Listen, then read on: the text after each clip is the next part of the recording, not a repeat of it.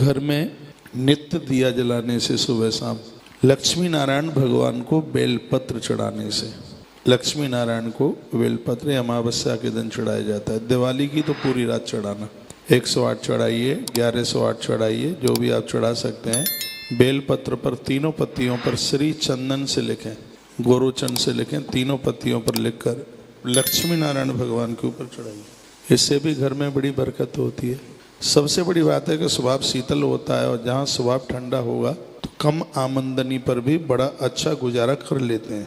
और रोजाना तुलसी के पौधे के सामने जिस घर में दिया जलता है, अब तो कार्तिक का महीना आ रहा है, ये चूक मन जाना, ये भूल मन जाना, तुलसी की इतनी बड़ी महिमा है इस कार्तिक के महीने में, उस महिमा को शब्दों में बांधा नहीं जा सकता। उस भूमि में किसी प्रकार का दोष रहता ही नहीं है, ये मैंने पूर्व में भी बताया आपको।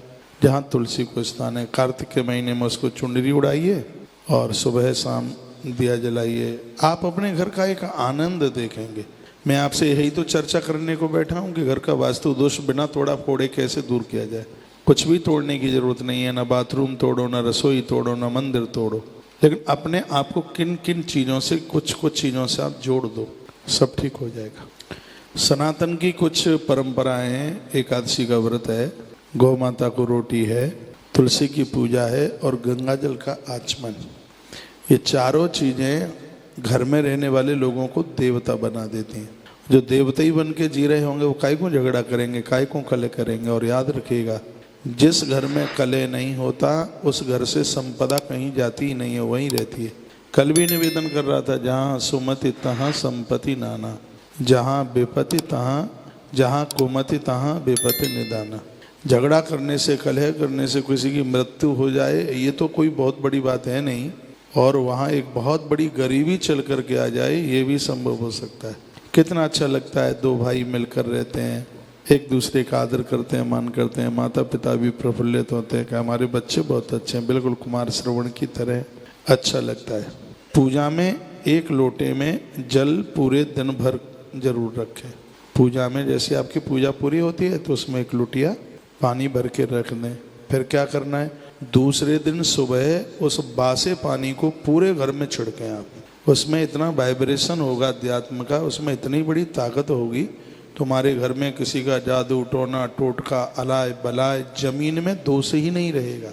जैसे आपने भगवान को लाया, पूजा की, आरती कर दी, आप तो ये जानते हैं खाली बर्तन एकदम अपशकुन का प्रतीक है, तो कोई भी छोटी सी लुटिया भगवान की, जहाँ आपने मंदिर बनाया है उसमें भर के रखिएगा। उसको शंख रखा है, शंख में भी जल भर दीजिए। दूसरे दिन सुबह जब आप भगवान को लाओगे उससे पहले ये लोटा खाली किया जाएगा। इस लोटे को किसी बर्तन में उसको जल ले लें आप, शंख में पानी है उसको भी आप इकट्ठा कर लें।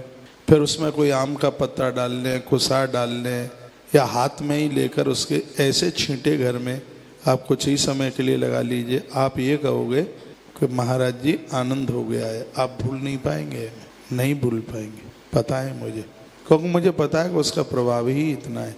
घर की तमाम प्रकार की समस्याएं दूर हो जाएंगी। उस जल का इतना बड़ा प्रभाव है। वह बचा हुआ पानी उसको पिया नहीं जाता, उसको प्रोक्षण किया जाता है, उसके छींटे लगाए जाते हैं। इससे घर में बरकत होती है, घर में बीमारी नहीं फैलती, घर में झगड़ा नहीं होता, कलह नहीं होता। इस पानी का इतना बड़ा प्रभाव है जल का। मैं यहाँ से जो कह रहा हूँ वो बात आपकी समझ में आ रही होगी।